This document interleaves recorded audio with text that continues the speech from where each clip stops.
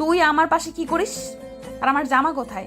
আমি তো আপনার রুমে থাকতে চাইনি, আপনি নিজেই আমাকে বাধ্য করেছেন। আর তাছাড়া আপনি আমার বউ, আমি আপনার সাথে থাকতেই পারি। আপনার উপর আমার অধিকার সবচেয়ে বেশি। এই শুয়োরের বাচ্চা, কি বললি তুই? কোনো ছোট লোক আমার স্বামী হতে পারে না। আর তোকে না বললাম আমার কাছে স্বামীর অধিকার চাইবি না?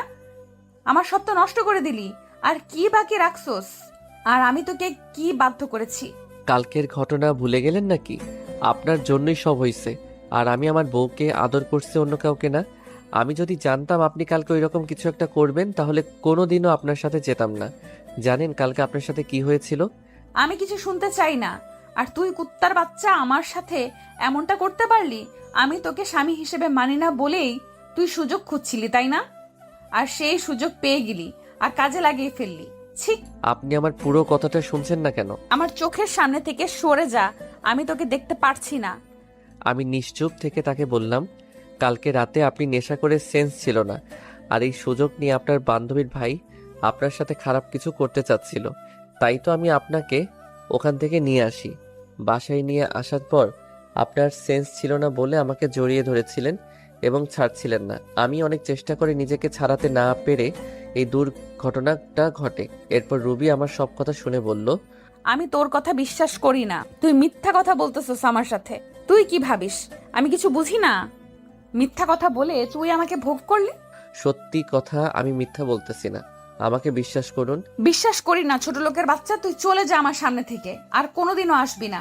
তোকে আমি একটু ভালো ভাবতাম। আমি জানতাম না তোর চরিত্র এইরকম। এই শিক্ষা দিয়েছে তোর বাবা মা। এতই যদি শরীরের চাহিদা থাকতো পুত্রালয়ে যাইতি। এসব কথা শুনে আমার রাগ উঠে গেল। সে আমার চরিত্র নিয়ে কথা বলল। এতদিন সবকিছু সহ্য করেছি শুধু ভালোবাসি বলে, কিন্তু আর না, এত কিছু আর আমি মেনে নিব না। রবির জন্য আমার মনে যতটুকু ভালোবাসা ছিল তা আজ ঘৃণায় পরিণত হলো।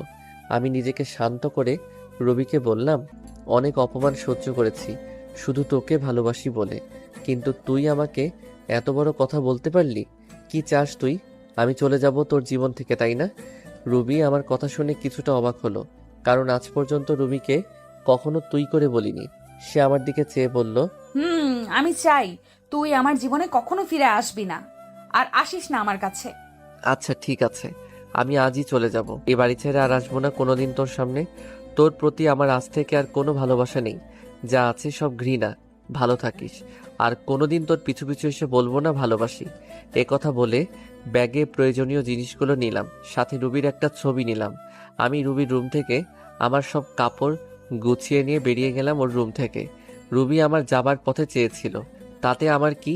খালু খালাম্মাকে কিছু বললাম না, জানি তারা কষ্ট পাবে, হয়তো আমাকে অনেক খুঁজবে। একটা দীর্ঘশ্বাস ফেললাম, পিছন ফিরে বাসাটাকে একবার ভালোভাবে দেখে নিলাম। কতগুলো বছর ছিলাম এই বাড়িতে। রুবির অবহেলায় আর আন্টি আঙ্কেলের ভালোবাসায় দিনগুলো কেটে যাইতো। এই বলে রাস্তায় আপন মনে হাঁটছি। ভাবতেই পারিনি আমার জীবনে এমন একটা দিন আসবে। প্রিয় মানুষটির থেকে আলাদা হতে হবে। বিধাতা কেন আমাকে এমন পরীক্ষার সম্মুখীন করলেন? কেন এত অবহেলিত আমি রবির কাছে? কেন বুঝে না ওকে সত্যি ভালোবাসি? তবে ওর থেকে দূরে গিয়েও যদি ও আমার ভালোবাসা বোঝাতে পারি তাহলে তাই করব। চলে যাব অনেক দূরে, আর আসবো না ওর কাছে। আর কাউকে ছোট লোক বলতে হবে না, আর কাউকে গালাগালি করতে হবে না। আর কালকের কথাগুলো ভাবতে লাগলাম, কি থেকে কি হয়ে গেল। সামান্য ভুলের জন্য এত বড় শাস্তি পেতে হচ্ছে। কালকে রাতে যদি নিজেকে একটু কন্ট্রোল করতে পারতাম তাহলে আর এমন একটা সময় দেখতে হতো না। বুক ফেটে কান্না আসতে লাগলো। ভাবতেই কেমন জানি লাগে। জীবনে পথ চলতে হবে একা, পাওয়া হলো না রবির ভালোবাসা। আমি তো শুধু একটু ভালোবাসাই চেয়েছিলাম ওর থেকে, তার বদলে কি পেলাম? শুধু অবহেলা। কোথায় যাব, আমি কি করব, কিছুই মাথায় আসছে না। ভাবলাম এই শহরে আর থাকবো না, চলে যাব এই শহর ছেড়ে। যেই শহর শুধু অবহেলা পেয়েছি সেখানে আর থাকবো না। আর ফিরে আসবো না এই শহরে। আর আসবো না রুবির কাছে, আপনজনের কাছে। এই কথা ভেবে চলে গেলাম রেল স্টেশনে। সেখান থেকে টিকিট কাটলাম সিলেটের। কিছু সময় পর ট্রেন ছেড়ে দিল। আমিও গিয়ে বসে পড়লাম ট্রেনে। ট্রেন চলছে আপন গতিতে। আর আমি ভাবছি, আজ যদি আমার মা বাবা বেঁচে থাকতো তাহলে আর এই দিন দেখা লাগতো না। মা বাবাকে খুব মিস করছি। কোথায় চলে গেলে তোমরা আমাকে একা করে? কেন নিয়ে গেলেন আমাকে ছেড়ে গেলে এই নিষ্ঠুর পৃথিবীতে, যেখানে শুধু অবহেলায় পড়ছি আমি তিলে তিলে? এই রে, আপনাদের তো পরিচয় দেওয়া হয়নি। আমি হলাম আরিফ, বাবা মায়ের একমাত্র সন্তান। আমি যখন ক্লাস 10-এ পড়ি তখন আমার মা বাবা রোড অ্যাক্সিডেন্টে মারা যায়। ভাগ্যক্রমে আমি বেঁচে যাই। তারপর থেকে খালা খালুর বাড়িতে বড় হই। আর রুবি হচ্ছে তাদের একমাত্র মেয়ে। আমি অনার্স 3য় বর্ষে পড়ি, রুবিও। গল্পের সাথে সবকিছু জানতে পারবেন। আপনাদের সাথে কথা বলতে বলতে চলে আসলাম নিজ গন্তব্য সিলেট শহরে। ট্রেন থেকে নেমে পড়লাম। সাইনবোর্ডে তাকিয়ে দেখি এই জায়গার নাম চাঁদপুর। আমি কিছুক্ষণ স্টেশনে একটা চেয়ারে বসে বসে খালা খালুর কথা ভাবছি। তারা আমাকে বাড়ি না দেখতে পেয়ে পাগলের মতো খুঁজছে হয়তো। আর রুবি হয়তো অনেক খুশি হয়েছে আমি তার জীবন থেকে চলে আসছি বলে। আর কোনো ছোট লোক তার পিছে ঘুরবে না, এসব কথা মনে পড়ছে। আর দু চোখ বেয়ে শুধু পানি পড়ছে। তবে আমিও ভেবে নিয়েছি কোনোদিন নিজের শহরে যাব না, আর রুবিকে আমার এই চেহারা দেখাবো না। এখন একটা থাকার জায়গা করতেই হবে, তারপর কলেজে ভর্তি হতে হবে। কিন্তু কে সাহায্য করবে আমাকে? আমি তো কাউকে চিনি না এখানে। এবার স্টেশন থেকে বেরিয়ে শহরের দিকে যাচ্ছি। এভাবে হাঁটতে হাঁটতে কখন যে রাত হয়ে যায় মনে নাই। আমি রাস্তার ল্যাম্প পোস্টের নিচে দাঁড়িয়ে আছি, আর তখনই দূরে দেখলাম একটা লোক গাড়ি থেকে নেমে দোকানে কিছু জিনিস নিয়ে গাড়ির কাছে যাচ্ছিল। আর তখনই লোকটা বুকে হাত দিয়ে রাস্তার মাঝে পড়ে গেল। আমি যাইতে যাচ্ছিলাম, তারপর একটু ভেবে গেলাম লোকটির কাছে।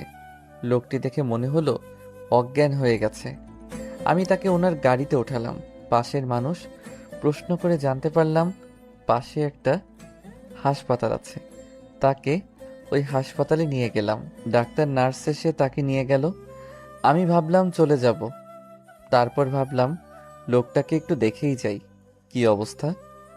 কিছু সময় পর ডাক্তার বেরিয়ে এসে বলল, চিন্তার কোনো কারণ নেই, রোগী এখন সুস্থ আছে।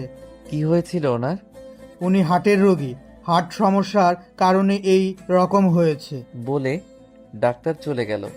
এখন 3টা বাজে, আমারও যাওয়ার কোনো জায়গা নেই, তাই হাসপাতালে থেকে গেলাম। সকালে ওনার সাথে দেখা করে চলে যাব। সকালে আপনি এখন কেমন আছেন? এখন একটু ভালো আছি বাবা। তুমি আমার জীবন বাঁচিয়েছো, তোমাকে কি বলে ধন্যবাদ দিব? আঙ্কেল, ধন্যবাদ জানানোর দরকার নেই। আচ্ছা, আমি আসি। তোমাকে দেখে মনে হয় এই শহরের না বাসা কোথায় তোমার? আমি ঢাকা থেকে এসেছি এখানে কাজের খোঁজে। আঙ্কেল কিছু একটা ভেবে আমাকে বললেন, কোন ক্লাস পর্যন্ত পড়াশোনা করছো? আমি এখন অনার্স 3rd ইয়ারে পড়ি। আচ্ছা, তোমাকে আমার অফিসে কাজ দিব, করবে? আমি ওনার জীবন বাঁচিয়েছি বলে হয়তো করুণা করছে, তা বাদে এখানে থাকতে গেলে ও চাকরির দরকার, তা ভেবে হ্যাঁ করে দিলাম। আচ্ছা চলো, আজ থেকে তুমি আমার বাড়িতে থাকবে। না আঙ্কেল, তা হয় না। আমি আপনার জীবন বাঁচিয়েছি বলে একটা চাকরি দিলেন, তা অনেক। আমি ঠিক একটা ভাড়া বাড়ি ম্যানেজ করে নিব। তোমাকে বাড়ি দেখতে হবে না, আমার বাড়িতেই ভাড়া থেকো। এবার খুশি? আচ্ছা, এই বলে বিকেলে হাসপাতাল থেকে সোজা আঙ্কেলের বাসায় রওনা দিলাম। গাড়িতে বসে ভাবলাম, যাক বাবা, বাঁচা গেল। ভাগ্যের কি পরিহাস! চিনি না জানি না একটা লোক আমাকে নিয়ে যাচ্ছে তার বাসায়। অবশেষে একটা থাকার জায়গা তো পেলাম। এসব ভাবতে ভাবতে চলে আসলাম আঙ্কেলের বাসায়। বাসাটা অনেক বড়, দেখে বোঝা যাচ্ছে আঙ্কেল বড় লোক, কিন্তু আমাদের মতো না। বাসার ভিতর ঢুকে আঙ্কেল সবাইকে ডাক দিল। সবাই আঙ্কেলকে দেখছে ঠিক আছে কিনা। আঙ্কেল সকালে ফোন করে সবাইকে বলে দিয়েছিল। আন্টি আমার কাছে এসে বলল, বাবা, তোমাকে অসংখ্য ধন্যবাদ। ধন্যবাদ দেওয়ার দরকার নেই। তা বাদে আঙ্কেল আমার জন্য আজ যা করলো তা এর কাছে কিছুই নয়। আচ্ছা বাবা, ওই উপরের তালা রুমটা তো থেকো, তুমি ওইখানে থাকবে। যাও, ফ্রেশ হয়ে আসো, সবাই একসাথে খাবার খাবো। আচ্ছা। যাওয়ার পথে আঙ্কেলের মেয়ের সাথে দেখা হলো। ধন্যবাদ আমার বাবার জীবন বাঁচানোর জন্য। আরে ধন্যবাদ জানানোর প্রয়োজন নেই। আপনার নামটা কি জানতে পারি? আরিফ। আপনার নাম কি? আমার নাম রিমি, আমি অনার্স 3য় বর্ষে পড়ি। আমি অনার্স 3য় বর্ষে পড়ি। আপনার বাসায় কে কে আছে? আমি এতিম, আমার কেউ নেই। এবার মেয়েটির দিকে তাকিয়ে দেখি মেয়েটি আমার দিকে এক দৃষ্টিতে তাকিয়ে আছে, হয়তো আমার উপরে মায়া হচ্ছে। তারপর উপরে গেলাম, ব্যাগটা বেডের উপর রেখে ফ্রেশ হতে গেলাম। ফ্রেশ হয়ে আসতে না আসতে আন্টির ডাক, খেতে ডাকছে। নিচে গিয়ে খাবার টেবিলে বসলাম, সবাই একসাথে খাচ্ছি। তখন আঙ্কেল বলল, তোমার তো এখনো পড়ালেখা শেষ হয়নি, তা পড়াশোনা ছেড়ে দিবে নাকি? না আঙ্কেল, চাকরির পাশাপাশি পড়াশোনা করব। তারপর রাতের খাবার খেয়ে রিমি আমার সাথে রুমে গেল। দুজনে মিলে রুমটা একটু গোছালাম। আসলেই রিমি মেয়েটা অনেক সুন্দর আর অনেক ভালো।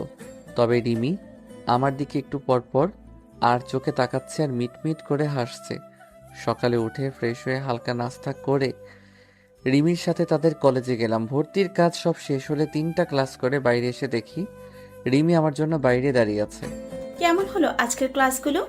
অনেক ভালো, আর কলেজটা অনেক সুন্দর, খুব ভালো লাগছে আমার। তারপর বাসায় চলে আসলাম। দুপুরে খাবার খেয়ে দিলাম একটা ঘুম থেকে উঠলাম বিকালে। তারপর রিমি আসলো আমার ঘরে। আরে রিমি, এখানে কেন? কেন আসতে পারি না বুঝি? আরে তোমার বাসা, তোমার ঘর, তুমি আসবে না তো কে আসবে? বলছিলাম কোনো দরকার ছিল নাকি, তাই বললাম। না, সেই রকম কিছু না, ভাবলাম তোমাকে নিয়ে একটু ঘুরতে যাব। আমি ভাবলাম এখানকার কিছুই তো চিনি না, তা ঘুরতে গেলে অনেক কিছু চেনা হবে, তাই হ্যাঁ বলে দিলাম। তারপর দুজনে মিলে বের হলাম ঘুরতে। রিমি নীল একটা শাড়ি পরেছে, দেখতে খুব সুন্দর লাগছে। মেয়েটার মনও ভালো। তারপর আমরা দুজন মিলে অনেক জায়গায় ঘুরলাম। কিছু খেয়ে বাসায় চলে আসলাম সন্ধ্যার দিকে। বাসায় এসে শুয়ে পড়লাম। মনে পড়লো ফোনের কথা, সেদিন বন্ধ করে রেখেছিলাম, ওইভাবে বন্ধ হয়ে আছে। ফোনটা হাতে নিয়ে ফোন থেকে সিম বের করলাম, সিমটা ভেঙে ফেললাম। তারপর আন্টি খেতে ডাকলো, খেতে গেলাম নিচে। সবাই একসাথে ডিনার করলাম। তারপর আমি চলে গেলাম আমার রুমে। আজকে তাড়াতাড়ি ঘুমাতে হবে, কালকে কলেজে যাব না, কালকে আঙ্কেলের সাথে তার অফিসে যাব কাজ বুঝে নিতে। এইভাবে ঘুমাতে যাচ্ছি, তাও ঘুম আসছে না। মনে পড়ে যাচ্ছে রুবির কথা। সে আমাকে যতই অবহেলা অপমান করুক না কেন, হাজার হয়েও সে আমার ভালোবাসার মানুষ। মানুষ প্রথম ভালোবাসার মানুষকে কখনো ভুলতে পারে না। আমার বেলাও তার বিকল্প হয় নাই। এই কথাগুলো ভাবছি আর চোখ দিয়ে পানি গড়িয়ে পড়ছে। এভাবে থাকতে থাকতে হারিয়ে গেলাম ঘুমের দেশে। চোখ খুলে দেখি 6টা বেজে গেছে। আমি উঠে ফ্রেশ হলাম, হয়ে রিমিদের ওখানে গেলাম। আসলে রিমিরা নিচে থাকে আর আমি দোতলায় থাকি। নিচে যেতে আন্টির সাথে দেখা, বসতে বলল। বসে থাকতে থাকতে একসময় আঙ্কেলও চলে আসলো। সবাই একসাথে বসে সকালে নাস্তা সেরে ফেললাম। তা আরিফ, তুমি আজ থেকে অফিসে জয়েন করতে চাও? হ্যাঁ আঙ্কেল, আজ থেকেই যাব, আর অফিসের পাশে বসে পড়াশোনাও চালিয়ে যাব। এই বলে আঙ্কেল আর আমি বেরিয়ে পড়লাম বাসা থেকে অফিসের উদ্দেশ্যে। অফিসে গিয়ে আঙ্কেল সবাইকে ডাক দিলেন। সবাই আঙ্কেলের পাশে আসলেন। আঙ্কেল আমাকে দেখিয়ে দিয়ে বললেন, এর নাম আরিফ, এ এখন থেকে এখানে কাজ করে, আজ থেকে জয়েন্ট করলো। তারপর সবার সাথে আমি কুশল বিনিময় করলাম। এরপর আঙ্কেল ম্যানেজারকে বলে গেলেন আপনি কাজ বুঝিয়ে দিতে। ম্যানেজার সাহেব আমাকে একটা কেবিনে নিয়ে গেলেন এবং অফিসে কাজগুলো বুঝিয়ে দিয়ে চলে গেলেন। এই কাজ করতে করতে দুপুর হয়ে গেল। পিয়ন এসে বলে গেলেন আঙ্কেল নাকি ডাকছে। তাই আমি আঙ্কেলের কাছে গেলাম। স্যার আমাকে ডেকেছেন? আঙ্কেল রাগী গলায় বলল, তুমি আমাকে আঙ্কেল ডাকছো যে? এটা তো অফিস, এখানে আপনি আমার বস, তাই আঙ্কেল ডাকলে কেমন দেখায় না? তোমাকে ডাকছিলাম, আজ আর কাজ করতে হবে না, চলো বাসায় যাব, কাল থেকে এসো। আচ্ছা চলেন। এই বলে আমি আর আঙ্কেল বেরিয়ে পড়লাম অফিস থেকে বাসার উদ্দেশ্যে। বাসায় আসলাম, রুমে গিয়ে ফ্রেশ হয়ে নিচে আসলাম। তখনই দেখলাম রিমি আসছে কলেজ থেকে। রিমি গেল ফ্রেশ হতে। ফ্রেশ হয়ে আসলে সবাই একসাথে খাবো। তারপর আঙ্কেল, রিমি সবাই আসলো খাবার খেয়ে। আমি আমার রুমে গিয়ে ঘুমিয়ে পড়লাম। বিকেলে উঠে বাইরে গেলাম, নতুন সিম কিনতে হবে, আগের সিমটা নষ্ট করে ফেলেছি যাতে কেউ যোগাযোগ করতে না পারে। তারপর একটু ঘোরাঘুরি করে বাসায় এসে রিমিদের ওখানে গিয়ে রাতের খাবার খেয়ে চলে গেলাম রুমে। কাল আবার অফিসে যেতে হবে। এভাবেই কেটে গেল অনেক দিন। তাও আমার মন থেকে রুবিকে মুছে ফেলতে পারলাম না। যখনই তার কথা মনে হয় অনেক কষ্ট হয়। কি করব, ভালোবাসি যে তাকে। এখন আর রিমিদের ওখানে প্রয়োজন ছাড়া যাই না। এখন আমি নিজেই রান্না করে খাই, আর কতকাল মানুষের বাসায় খাবো। আমার জন্য যা করেছে সেটাই অনেক। রিমিদের বাসায় যাই না দেখে রিমি প্রতিদিনই কিছু না কিছু নিয়ে আসে আমার জন্য, বারণ করা সত্ত্বেও নিয়ে আসে। তবে রিমির ব্যবহার দেখে আমি খুব অবাক হই। মেয়েটা এত ভালো, আর মাঝে মাঝে রিমির আচরণ দেখে মনে হয় রিমি আমাকে খুব ভালোবাসে। আমার কখন কি লাগবে সবসময় চোখে চোখে রাখবে, কেয়ার করবে, মিষ্টি শাসন করবে। রিমির মিষ্টি শাসন আর কেয়ারগুলো খুব ভালো লাগে। কিন্তু আমি যে তাকে ভালোবাসতে পারবো না। আমার মন যে অনেক আগে একজনকে দিয়ে ফেলেছি। দূরে আছি তো কি হয়েছে, দূর থেকেও মানুষকে ভালোবাসা যায়। একদিন আমি কলেজে এক মেয়ে বান্ধবীর সাথে কথা বলেছি আর সামনে গেটের দিকে যাচ্ছি। মেয়েটা আমার খুব কাছের মনে করে। সে আমার হাত ধরে হাঁটছে আর তখনই দেখি সামনেই রিমি, কিন্তু তার চোখ দিয়ে অনবরত পানি বের হচ্ছে। আমি আমার বন্ধুর কাছ থেকে বিদায় নিয়ে যেই রিমির কাছে যাব, তখনই রিমি আমাকে অনেক জোরে একটা থাপ্পড় মারলো। থাপ্পড় মেরে রিমি চলে গেল বাসায়, আর আমি মাথা নিচু করে দাঁড়িয়ে আছি। চোখ দিয়ে 2 ফোঁটা নোনা জল বেরিয়ে আসলো। আবার সেই পুরনো কথা মনে করিয়ে দিল।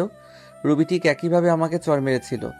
আমার এক খুব কাছেরই মানুষ। খুব কষ্ট পেয়েছিলাম তখন। রিমি আমাকে থাপ্পড় মারলো, তখন 1000 গুণ কষ্ট পেয়েছিলাম।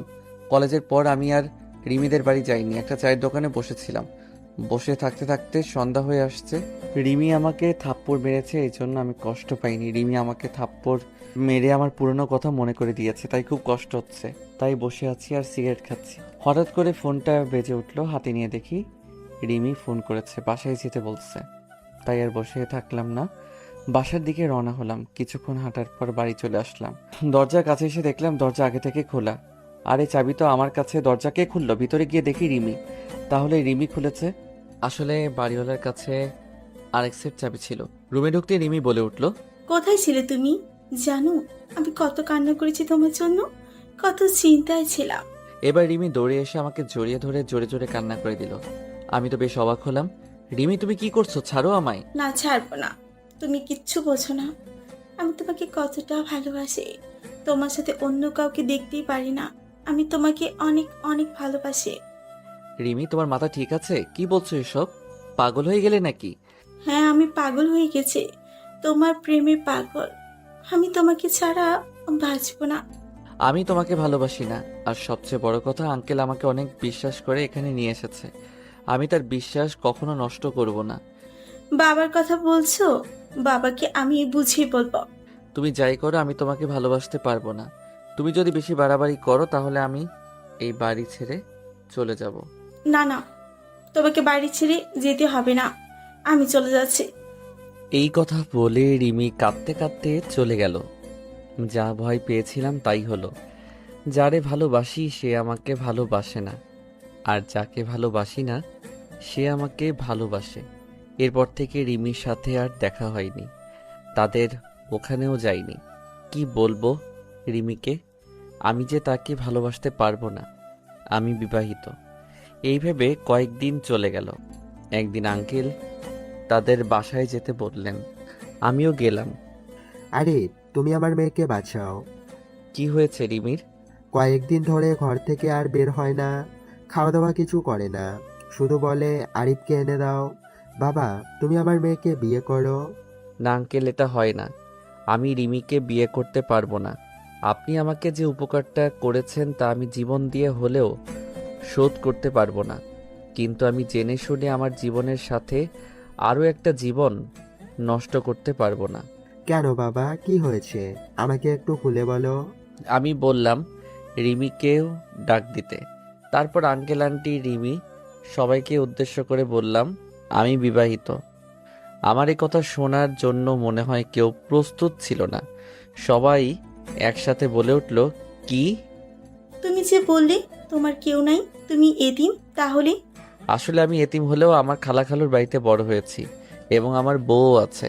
তাহলে তুমি এখানে কেন, পরিবার ছেড়ে? সে এক দুঃখের কাহিনী, শুনুন তাহলে। সবাইকে বলতে লাগলাম, আমি আরিফ। সবেমাত্র আমি এসএসসি পাশ করেছি, 4.97 পয়েন্ট পেয়েছি। আজ আমি অনেক খুশি। বাসায় থেকে বেরিয়ে রেস্টুরেন্টের উদ্দেশ্যে রওনা দিলাম, কারণ মিষ্টি তো নিতেই হবে। মিষ্টি নিয়ে বাসায় এসে সবাইকে খাওয়াইলাম। তারপর খাওয়া দাওয়া করে শুয়ে আছি। এমন সময় আমার ফোন চিল্লাচিল্লি করতেছে, মানে কেউ বা ফোন দিয়েছে। স্ক্রিনে তাকিয়ে দেখি মামুন ফোন দিয়েছে। রিসিভ করতেই, কিরে শালা, 4টা বাজতে চললো, আজ আড্ডায় আসবি না? ভুলেই গিয়েছিলাম। তোরা আয়, আমি আসছি। সবাই আসছে, তুই তাড়াতাড়ি আয়। আচ্ছা, 5 মিনিট অপেক্ষা কর। ওকে। তারপর ফোন কেটে দিয়ে আড্ডার দিকে রওনা দিলাম।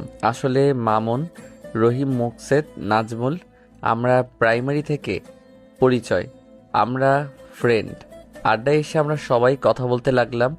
হঠাৎ রহিম বলতে লাগলো, সবাই শোনো, আমাদের গার্লফ্রেন্ড আছে, কিন্তু আরিফ তো সে নেই। বেচারা সারা জীবন মনে হয় একই রকম থাকবে হিজড়া হয়ে। হয়, মনে হয়।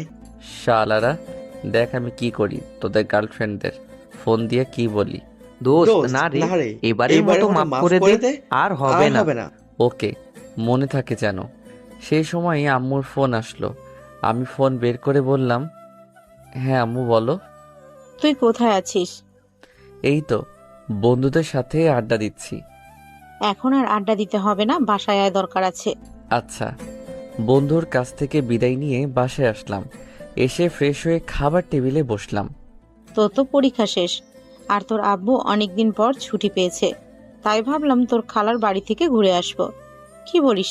আমার যে কি আনন্দ হচ্ছে, খালার বাড়ি যাব।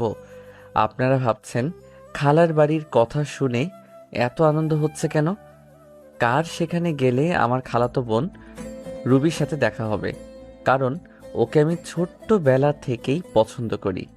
আচ্ছা, কবে যাব আমরা? কালকেই সকালে তাড়াতাড়ি উঠিস।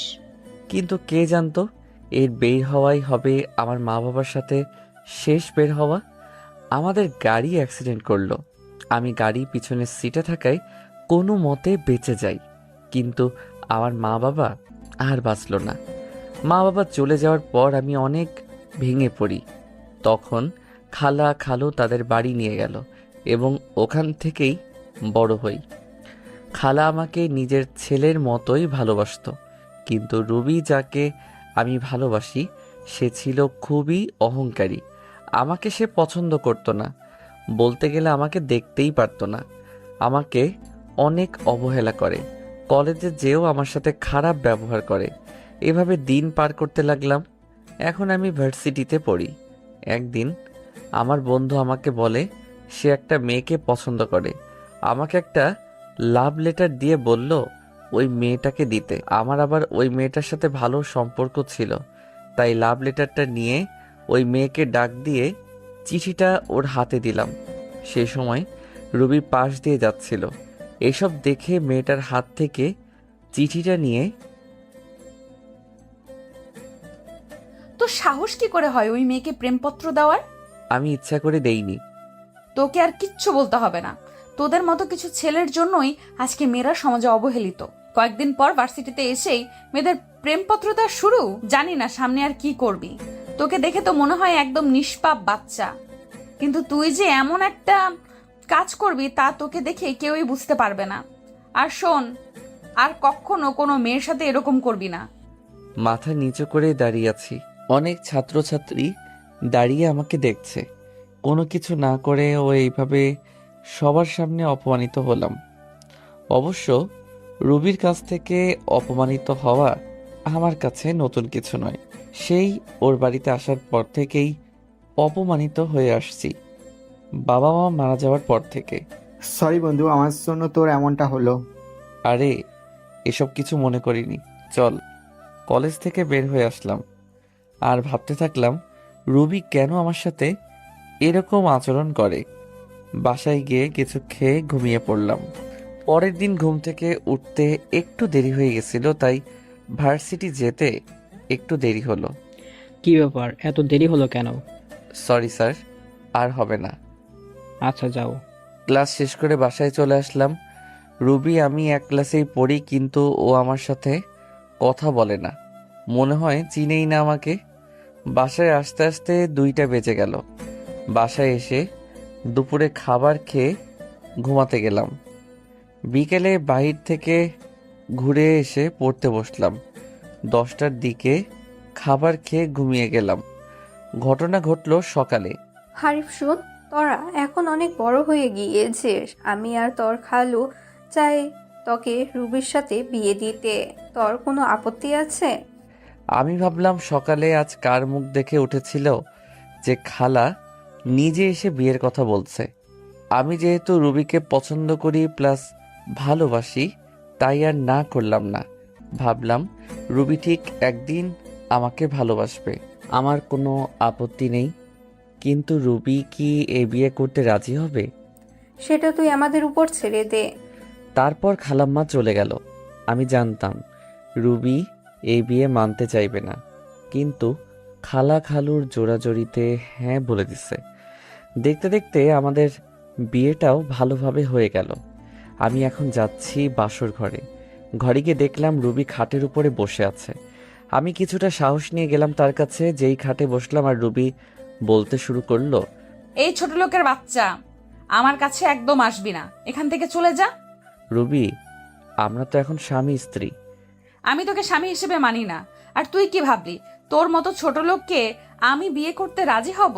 হ্যাঁ, বাবা মায়ের জোরাজোরিতে এই বিয়ে করছি। রুবি, আমি তোমাকে অনেক ভালোবাসি, প্লিজ তুমি আমাকে মেনে নাও। দেখো, আমি তোমাকে অনেক সুখেই রাখবো। তোর মতো ছোট লোককে আমি ভালোবাসবো কোনো প্রশ্নেই আসে না। আর তুই কোনো দিন আমার কাছে স্বামীর অধিকার খাটাতে আসবি না। আর শোন, এই কথাগুলো মা বাবা যেন জানতে না পারে। যা, মেঝেতে গিয়ে শুয়ে পড়। আমি একটা বালিশ নিয়ে নিচে শুয়ে পড়লাম। আমি জানতাম রুবি আমাকে মানবে না, কিন্তু কিছুদিন পর সব ঠিক হয়ে যাবে এই আশা নিয়েই থাকা। কিন্তু আমার ধারণা ভুল। দিন যাচ্ছে আর রুবি আমার প্রতি আরো খারাপ ব্যবহার করছে। রুবি কাপড় চেঞ্জ করছিল, আমি জানতাম না। হুট করে রুমে ঢুকতেই, এই কুত্তার বাচ্চা, রুমে আসতে গেলে নক করে আসতে বলছি না? না মানে আপনাকে খাওয়ার জন্য ডাকতেছে। এদিকে আয়। আমি ওর একটু কাছে গিয়ে দাঁড়ালাম। ঠিক তখনই রুবি আমাকে ঠাস ঠাস করে দুই গালে দুইটা থাপ্পড় মারলো। থাপ্পড়গুলো অনেক জোরে মারলো, তাই ঠোঁট কেটে রক্ত বের হতে লাগলো আর আমার চোখ দিয়ে পানি ঝরতে লাগলো। ভীষণ ব্যথা করতেছে। এরপর যদি রুমে আসিস তাহলে নক করে আসবি। যত সব ছোট লোক। এখন যা, আমি আসতেছি। আমি কিছু বললাম না। এইটা আমার সাথে শুধু আজকে ঘটেছে তা না, প্রতিদিনই আমার সাথে এইরকম করে রুবি।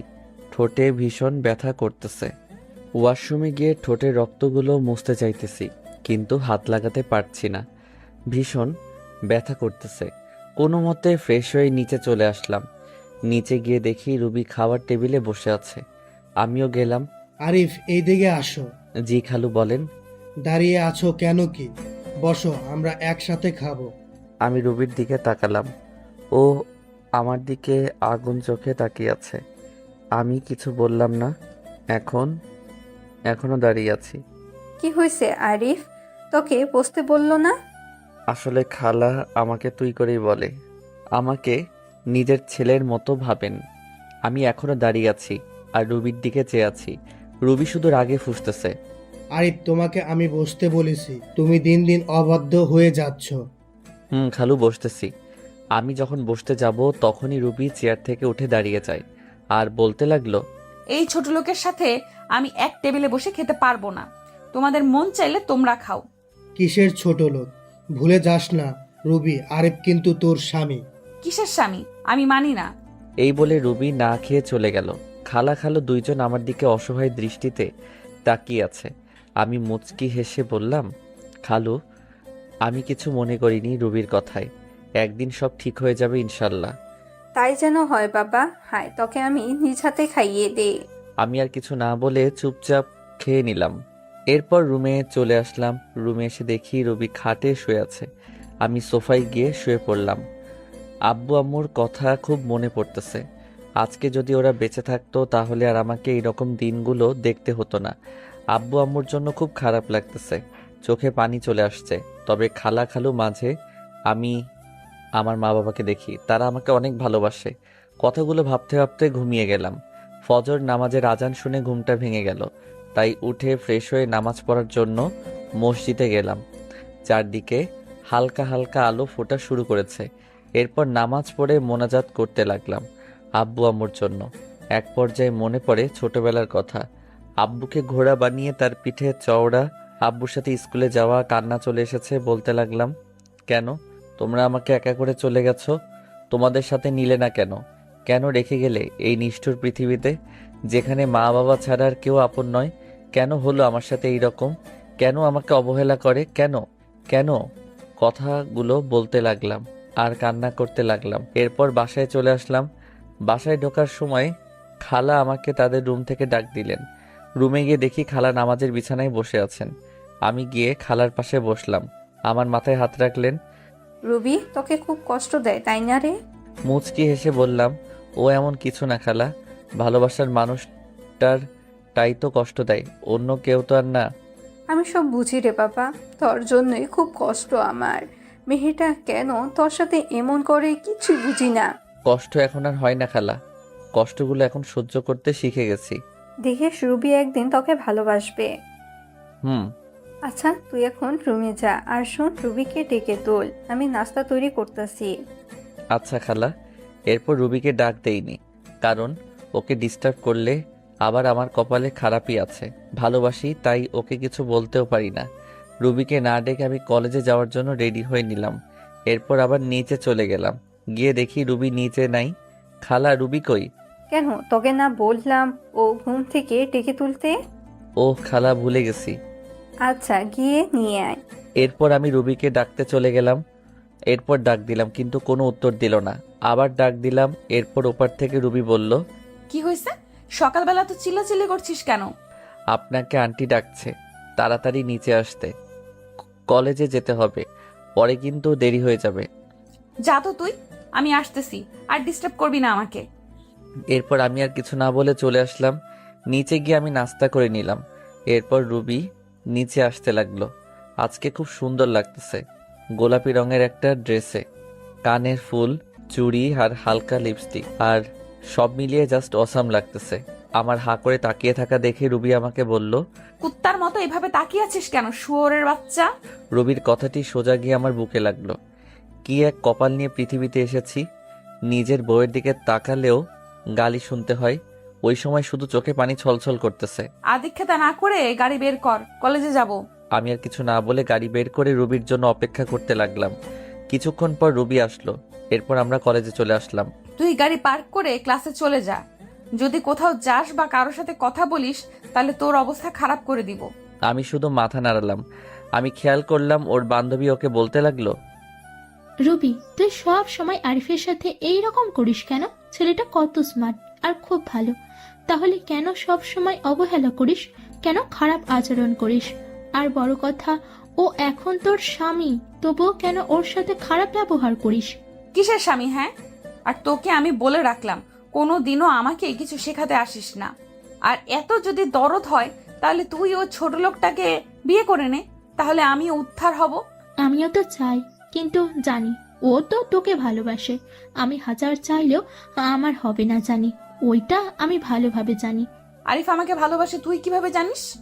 তোকে যদি ভালোই না বাসতো তাহলে তোর এত অবহেলা সহ্য করতো না, তোর এত খারাপ আচরণ মুখ বুজে সহ্য করতো না। আফসোস, আরিফের মতো কেউই আমার জীবনে এলো না। ভালোবাসা না ছাই, ছোট লোকের আবার ভালোবাসা। এই বলে ওরা ক্লাসে চলে আসতে লাগলো। তাই আমি তাড়াতাড়ি করে ক্লাসে চলে আসলাম। রুবির কথাগুলোতে খুব কষ্ট পেলাম। এরপর ক্লাসগুলা শেষ করে চলে আসলাম বাড়িতে।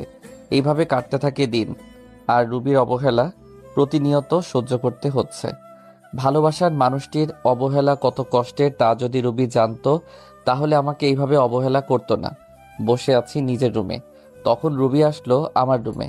আজকে সন্ধ্যায় আমার এক বান্ধবীর জন্মদিনের পার্টি আছে, আমার সাথে তুইও যাইবি, তাই তাড়াতাড়ি রেডি হয়ে নিস। যদি দেরি করিস তাহলে তোর কপালে খারাপই আছে।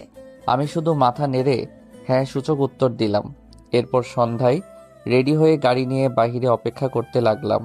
রুবি আসতেছে, আজকে ও খুব সুন্দর লাগতেছে, কিন্তু ওই সৌন্দর্য আর দেখা হলো না। নিজেকে থেকে মুখ ফিরিয়ে নিলাম, জানি আমাকে এভাবে তাকিয়ে থাকতে দেখলে আবার গালি দিবে। কি হয়েছে? গাড়ি চালাস না কেন? এই তো চালাইতেছি। আমাদেরকে কোথায় যেতে হবে? চলতে থাক, আমি বলতেছি কোথায় যেতে হবে। ভেতরে গিয়ে এক জায়গায় বসে থাকবি, ওইখানে কেউ কিন্তু জানে না তুই আমার স্বামী, আর জানতেও যাতে না পারে, বুঝতে পারলি? আমি মাথা নাড়ালাম, ভিতরে চলে গেলাম। গিয়ে রুবি ওর বান্ধবীদের সাথে কথা বলছে। আমি একটা সিটে বসে ওকে দেখছি। এক পর্যায়ে জন্মদিনের কেক কাটা হলো। জন্মদিনের পার্টি বলে কথা, সেখানে দেখলাম রুবির বান্ধবী সবাই মিলে ড্রিঙ্কস করছে। কিন্তু এ কি, রুবি তো এসব খায় না। আমি দেখলাম রুবিও ড্রিঙ্কস করছে। যাকগে, যা করার করুক, আমার কি। আমি আনমনে বসে আছি। বসে থাকতে থাকতে এক পর্যায়ে চোখ গেল রুবির দিকে। দেখছি রুবির সাথে একটা ছেলে ঢলাঢলি করছে। তা দেখে তো আমার মাথা পুরো গরম হয়ে গেল। রুবি প্রচুর ড্রিঙ্কস করায় কিছু বুঝতে পারছে না। ছেলেটা দেখছি রুবির সাথে খারাপ কিছু করার চেষ্টা করছে। তাই আর এসব না দেখতে পেয়ে চলে গেলাম। ওর কাছে গিয়ে সোজা রুবির গালে একটা থাপ্পড়। এরপর আমি গিয়ে ছেলেটিকে ইচ্ছা মতো মারতে লাগলাম। শালা, আমার বউয়ের দিকে খারাপ দৃষ্টিতে তাকাচ্ছিস? মারতে মারতে প্রায় ছেলেটিকে আধামরা করে ফেলি। তখনই রুবির বান্ধবী, যার আজ জন্মদিন, সে এসে আমাকে আটকায়, বলে, ভাইয়া সরি, আমার ভাই এই রকম কাজ করবে আমি তা জানতাম না, ভাইয়া ক্ষমা করে দিন। এরপর ছেলেটির মুখ টিপে ধরে বলতে লাগলাম, তোর ভাগ্য ভালো, তোকে ছেড়ে দিলাম। আর শুনে রাখ, রুবি আমার, শুধুই আমার। ওর দিকে যে চোখ তুলে তাকাবে আমি ওর চোখ উপড়ে ফেলবো। Mind it. রুবি কিছু বলছে না, হয়তো বেশি ড্রিঙ্কস করার কারণে এইরকম হয়েছে। তাই আমি রুবিকে কোলে তুলে নিয়ে নিচে চলে আসলাম, আর সবাই আমাদের দিকে তাকিয়ে আছে। এরপর গাড়ি করে রুবিকে নিয়ে আসলাম। গাড়ি থেকে রুবিকে কোলে করে নামিয়ে ওর রুমে নিয়ে আসলাম। এরপর তাকে তার খাটে শুইয়ে দিলাম। রুবি আমার গলা জড়িয়ে ধরে আছে। আমি নিজেকে ছুটাতে চাইলাম, কিন্তু পারলাম না। রুবি আমাকে টান দিয়ে ওর বুকের মাঝে ফেলে দেয়। ওর গরম নিঃশ্বাস আমি অনুভব করতে পারছি। ওর শরীর থেকে আলাদা একটা গন্ধ আসতেছে, যা আমাকে পাগল করে দিচ্ছে। রুবি আমাকে ওর বুকের মাঝে জড়িয়ে নেয়। আমি কোনো মতে নিজেকে ছাড়িয়ে উঠতে চাইলাম, কিন্তু পারলাম না। এই কি করছেন? কি ছাড়েন আমাকে। হুম, তোমাকে আজকে ছাড়তেছি না। মানে কি বলতে চান আপনি? দেখেন, আমাকে বলতে পারলাম না। রুবি আমার আর ওর ঠোঁট জোড়া এক করে নিলাম। আমি কিছু করতে পারছি না, আমার হাত পা ঠান্ডা হয়ে আসতেছে। আমি জানি রুবি এইসব কিছু নেশার ঘরে করতেছে। আমার এইরকম করা ঠিক হবে না, তাই নিজেকে ছুড়াতে চাইলাম, কিন্তু পারতেছি না। রুবি আমাকে এখনো খুব জোরে জড়িয়ে ধরে আছে, আর আমার ঠোঁট চুষতেছে। আমিও ধীরে ধীরে দুর্বল হতে লাগলাম। আমিও রুবির ডাকে সাড়া দিলাম। রুবি, আমার বউয়ের উপর আমার অধিকার আছে, আর যা হবার পরে ভেবে দেখা যাবে। ধীরে ধীরে দুইজন তলিয়ে গেলাম ভালোবাসার গভীর সাগরে। সকালবেলা আমার ঘুম ভেঙে যায়। আমি এখনো রুবির বুকের মাঝে আছি, আর রুবি আমাকে জড়িয়ে রেখে। রুবির শরীরে কোনো কাপড় নেই। আমি নিজেকে ছাড়িয়ে রুবির কপালে একটা চুমু দিলাম। আমার স্পর্শে রুবির ঘুম ভেঙে যায় এবং আমাকে দেখে চমকে ওঠে। তুই এখানে কি করিস? আমার পরনের কাপড় কোথায়? এরপর তো সবকিছু আপনারা জানেন কি হলো আমার সাথে, আর না জানলে দেওয়া আছে, গিয়ে জেনে আসুন। এরপর আমার সাথে রুবি কি করলো, আমি কেন বাসা ছেড়ে চলে আসলাম, সবকিছু আঙ্কেল, আন্টি, রিমি সবাইকে বললাম। আমি তাদের দিকে তাকাতেই বুঝতে পারলাম তারা মন খারাপ করে বসে আছে। তারপর রিমি বলল, তুমি রুবিকে ডিভোর্স দিয়ে দাও, আমি তোমাকে বিয়ে করব। এ হয় না রিমি। রুবি আমাকে যতই অবহেলা করুক না কেন, আমি তাকে এখনো আগের মতোই ভালোবাসি। আমি তার জায়গা কাউকে দিতে পারবো না। তুমি এইরকম করলে আমি আর এই বাড়িতে থাকবো না, চলে যাব দূরে কোথাও। আর বলবো না, তাও তুমি চলে যেও না। আমার এইরকম পরিস্থিতি দেখে আঙ্কেল আন্টি কিছু বলতে পারলো না। তা বাদে আমি বিবাহিত। তারা জেনে শুনে তাদের মেয়েকে একটা বিবাহিত ছেলের সাথে বিয়ে দিতে চাইবে না, যার ঘর সংসার, স্ত্রী আছে। তার মেয়ে জীবন নষ্ট হয়ে যেতে দিবেন না। আমি এরপর ওদের বাসা থেকে চলে আসলাম, আর যাইনি ওদের বাসায়। এইভাবেই দেখতে দেখতে 5 বছর চলে গেল। এখন আমার পড়ালেখা শেষ। এখন আঙ্কেলের অফিসে চাকরি করি। অনেক ভালো ভালো কোম্পানি থেকে চাকরির অফারও আসছিল, কিন্তু না করে দিয়েছি। কারণ এই শহরে প্রথম যখন আসি তখন এই আঙ্কেল এই অফিসে চাকরি দিয়েছিল। কেন জানি এক মায়া সৃষ্টি হয়ে গেছে, চাইলেও আর যেতে পারি না। তবে এই অফিসে এখন অনেক বড় পদে আমি আছি। সেদিনের পর থেকে রিমি আর কখনো ভালোবাসার কথা বলে না। আগের থেকে রিমির সাথে আমার আরও ভালো সম্পর্ক তৈরি হয়েছে, তবে সেটা বন্ধুত্বর। রিমি পড়াশোনা শেষ করায় সেও এখন আমার এই অফিসেই কাজ করে, এমডির পদে। তার বাবার পরিবর্তে সে এই অফিসের এমডি। আমরা প্রতিদিন একসাথে করেই অফিসে যাই। আজ আমি প্রতিষ্ঠিত, আমার কোনো চিন্তা, কোনো চাপ নেই, আর কোনো অবহেলা নেই, কারো অপমান, আর কেউ ডাকে না ছোট্ট লোক বলে, কারো হাতে থাপ্পড় খেতে হয় না।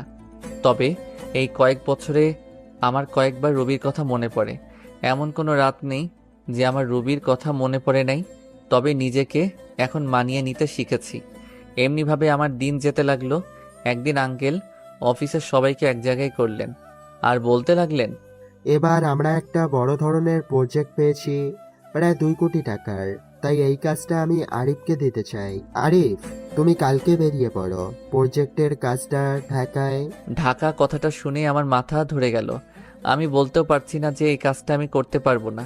এত বড় প্রজেক্ট যে, তাই কিছু বললাম না। বাসায় এসে শুনলাম রিমিও যাচ্ছে আমার সাথে এই প্রজেক্টের কাজে। আঙ্কেল বলল, তোমাকে ওখানে থাকার কোনো চিন্তা করতে হবে না।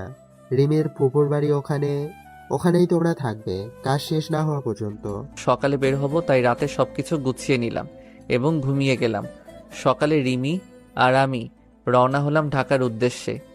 রেল স্টেশনে গিয়ে টিকিট কাটলাম, সিলেট টু ঢাকা। কখনো ভাবতে পারিনি যে আবার ফিরবো ঢাকা। ভেবে নিয়েছিলাম আর কখনো যাব না, কিন্তু কি করার, ভাগ্যের যে লেখা আছে তাই হবে। রবি হয়তো আজ নতুন সংসার করতেছে, আমার কথা ভুলেই গেছে। এবার রিমি আর আমি ট্রেনে উঠলাম, গিয়ে বসে পড়লাম নিজের সিটে। ট্রেন চলছে আপন গতিতে। ভাবতে ভাবতে কখন যে ঢাকায় পৌঁছে গেছি খেয়ালই করলাম না। প্রাণের শহর ঢাকা শহর। আজ 5 বছর পর আসলাম। 5 বছর কেটে গেল, আজ আবারও ঢাকা ফিরছি। সবকিছু অচেনা মনে হচ্ছে। দেরি না করে সোজা রওনা দিলাম রিমির ফুপুর বাসায়।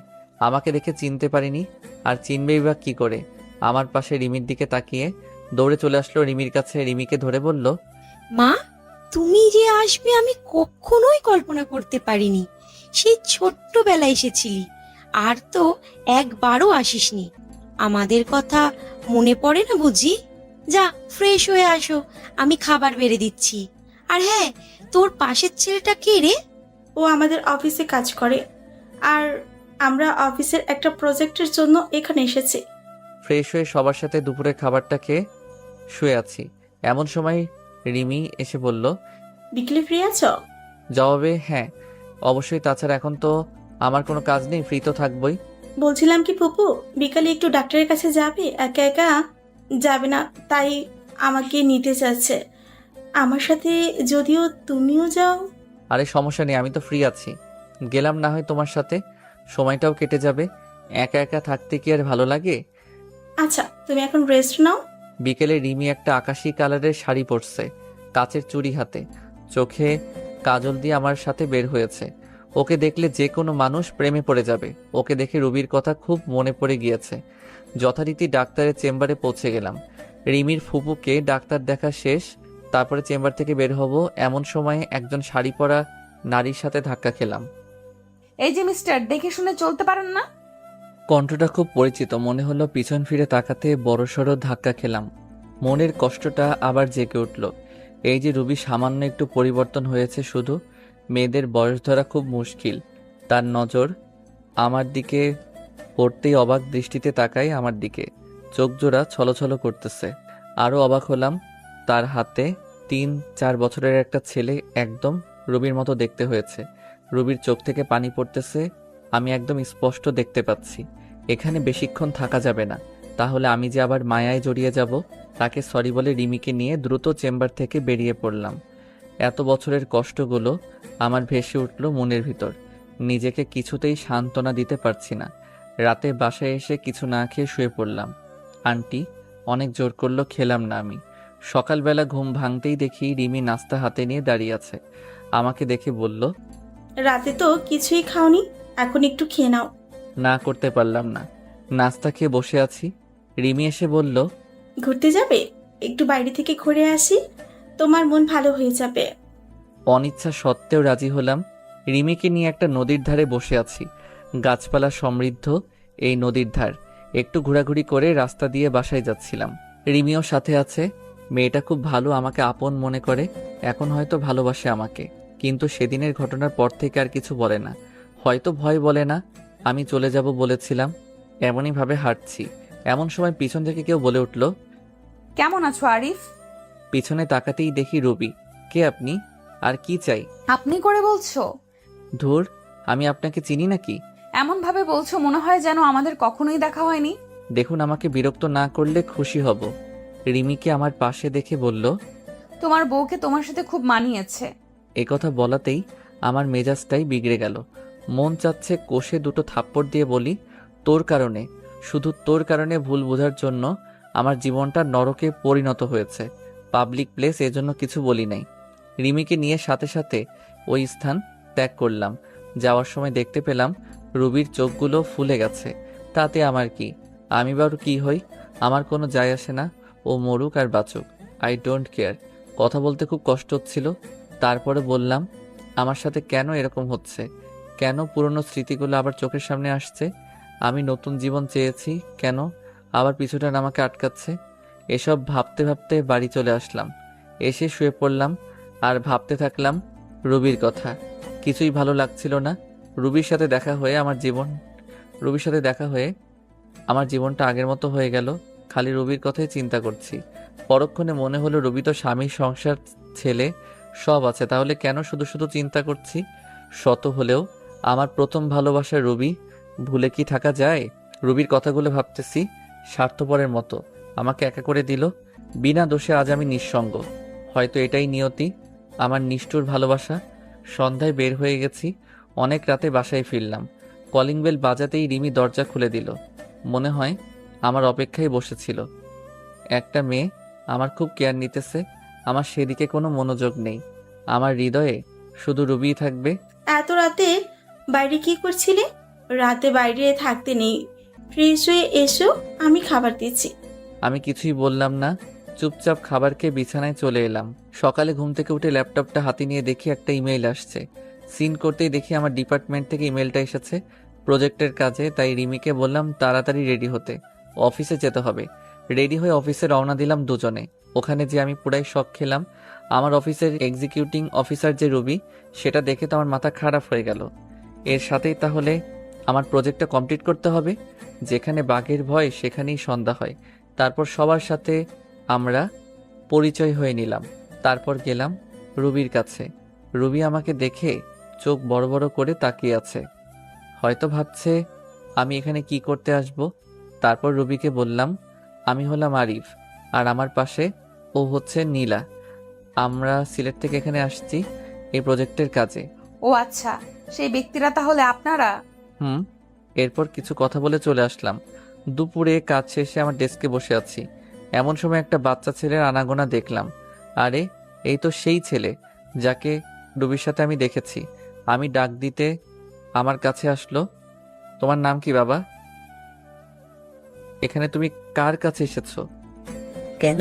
আম্মুর সাথে। আম্মু আমাকে প্রতিদিন এখানে নিয়ে আসে। তোমার আম্মুর নাম কি? রবি আক্তার।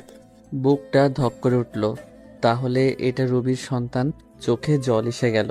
যদি সবকিছু ঠিক থাকতো তাহলে ছেলেটা আমার হতো। ছেলেকে কোলে নিয়ে একটা পাপ্পি দিলাম। আঙ্কেল, আঙ্কেল, আপনি আমাকে আদর করেন কেন? আপনাকে তো আমি চিনি না। মা বলেছে অপরিচিত কালো কাঠে না দিতে। আজ থেকে আমরা বন্ধু। বলো মানুষ আবার বন্ধু হয় নাকি? হয় বাবা, হয়। আচ্ছা ঠিক, এখন আম্মুর কাছে যাই। আম্মু না হয় পকা দিবে। আচ্ছা যাও। রুবির কাছে রোহান যেয়ে বলল, আম্মু, আম্মু, আজ একটা লোক আমাকে খুব আদর করেছে আর বলেছে আমি নাকি তার বন্ধু। ও তাই বুঝি আমার সোনা বাবু? জানো আম্মু, লোকটা খুবই ভালো আর অনেক সুন্দর। সুন্দর মানুষকে সুন্দরী বলে বাবা। আম্মু, স্কুলে প্রতিদিন সবার বাবা আছে, তাদেরকে কত আদর করলে আমার বাবা লাগবে না আম্মু? ছেলের কথা শুনে আমার বুকটা ফেটে যাচ্ছে। আমার নিজের দোষে আজ সন্তানকে বাবা নামক বটগাছের ছায়া থেকে বঞ্চিত করেছি। কি হলো আম্মু, তুমি কাঁদতো কেন আম্মু? রুবি আর কিছু বলে ছেলেকে বুকের সাথে জড়িয়ে ধরলো। মনে মনে বলতে লাগলো, তোর বাবা যে আর কোনোদিন আসবে না। অফিস শেষে সিঁড়ি দিয়ে নামতেছি আমি আর রিমি। এমন সময় রুবিও নামতেছে। আমাকে দেখে অবাক দৃষ্টিতে তাকিয়ে আছে। আমি দেখেও না দেখার ভান করে নামতে লাগলাম। আমি তা জেলাস করার লক্ষ্যে রিমির সাথে হেসে খেলে কথা বলতেছি আর নামতেছি। পিছন ফিরে দেখি যে রুবির চোখ দিয়ে পানি পড়ছে আর শাড়ির আঁচল দিয়ে মুছছে। বারে, তাতে আমার কোনো যায় আসে না। স্বামী, সংসার, ছেলে নিয়ে তো ভালোই আছে। রাতে বাসায় ফিরে আসলাম। প্রতিদিনের মতো রিমি আন্টি আজও খাবার নিয়ে টেবিলে বসে আছে। আমাদের দেখে বলল, তোমরা ফ্রেশ হয়ে আসো, আমি খাবার দিচ্ছি। রাতে খাবার খেয়ে ঘুমের রাজ্যে হারিয়ে গেলাম। সকালে ঘুম ঘুম চোখে দেখি যে কেউ একজন ডাকছে। এই উঠো, অফিস যাবেন না? আমি চোখ খুলে দেখি যে রিমি দাঁড়িয়ে আছে। একটা আকাশি কালারের শাড়ি পরছে। শাড়িটাতে অনেক সুন্দর লাগছে। ও মনে হয় অফিস যাওয়ার জন্য একেবারে রেডি হয়ে আছে।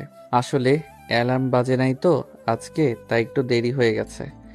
ওয়াশরুম থেকে ফ্রেশ হয়ে নিচে এলাম, দেখি যে আন্টি আর রিমি খাবার টেবিলে বসে আছে।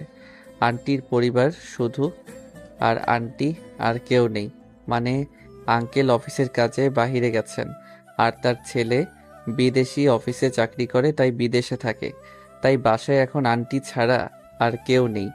আমিও নাস্তার টেবিলে বসে পড়লাম। খাবার শেষ করে রেডি হয়ে রিমিকে নিয়ে বের হলাম।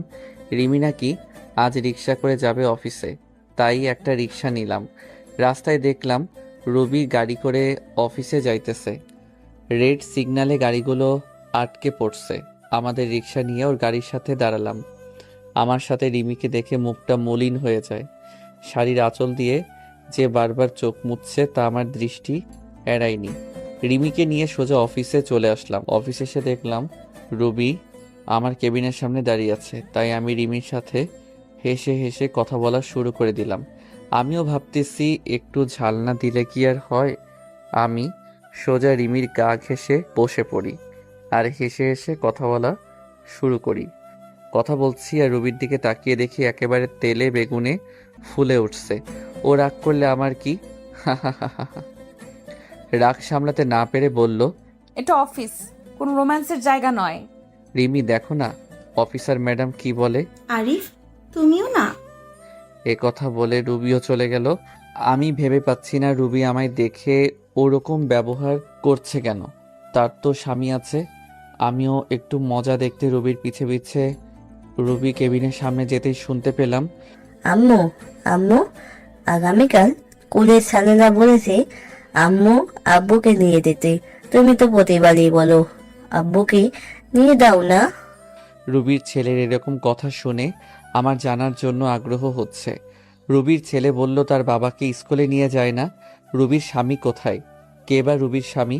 না, আর ভাবতে পারছি না। আমাকে একটু খবর নিতে হবে। তারপর ওখান থেকে চলে আসলাম। ছেলের কথা শুনে রুবি অনেকটা কষ্ট পেল। তখনই তার মনে পড়ল, আরিফের তো বউ আছে। আমার ছেলেটাকে এখন বাবার পরিচয় দিলে সে মেনে নিবে না। না না, আমার ছেলেকে আমি দিব না। তার এই নিষ্পাপ মনে আমি কষ্টের দাগ লাগাতে দিব না। আমার ছেলে যদি জানতে পারে তার বাবার আরেকটা বউ আছে, খুব কষ্ট পাবে। আমি আমার ছেলেকে আঁকড়ে ধরে জীবন কাটিয়ে দিতে চাই। আরিফ আমাকে ক্ষমা করবে কিনা জানি না। আমার ভুলের জন্য বিধাতা প্রতিনিয়ত আমাকে কষ্ট দিতেছে। সারা জীবন আরিফের জন্য দোয়া করব, ও যাতে ভালো থাকে। এই বলে ছেলেকে বুকে নিয়ে নিঃশব্দে কাঁদতে লাগলো। আমি আমার কাজ করে চলছি। দুপুরে লাঞ্চ টাইমে সবাই ক্যান্টিনে খাওয়ার প্রস্তুতি নিচ্ছে। আমি যে রিমির সাথে বসলাম। আমরা তো কোনো টিফিন নিয়ে যাইনি, তাই বিরিয়ানি কিনতে গেলাম। তারপর বিরিয়ানি নিয়ে এসে বসলাম।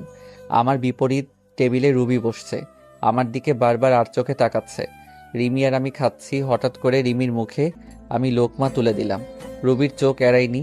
রুবি সহ্য করতে না পেরে এখান থেকে উঠে গেল। এমন কেন করলো? রুবি চলে গেল কেন? সে গেল না আছে তাতে তোমার কি? সেও একদিন আমাকে অনেক কষ্ট দিয়েছিল। আমি টেবিলে বসলে সে উঠে চলে যেত, এক টেবিলে বসে খাবে না বলে। কি ভাবছো আরিফ? আরে কিছু না। এই, তুমি আমার মুখে লোকমা দিলে কেন? আমি কি তোমার বউ লাগি নাকি? ধুর, বউ হতে যাবে কেন? তুমি তো আমার বেস্ট ফ্রেন্ড, আর বেস্ট ফ্রেন্ডটা বউয়ের চেয়েও বেশি হয়। ই মা, তাই বুঝি? মারবো একটা। বরাবর 7 দিন মেডিকেলে থাকবা, বুঝলে? তাহলে তো ভালোই হয়, সেবা যত্ন করতে পারবা। তোমার সাথে আমি কথা বলে আর পারবো না। দুপুরের খাবার শেষ করে কেবিনে বসে আছি। অফিসটা একটু ঘুরে ঘুরে দেখতে লাগলাম।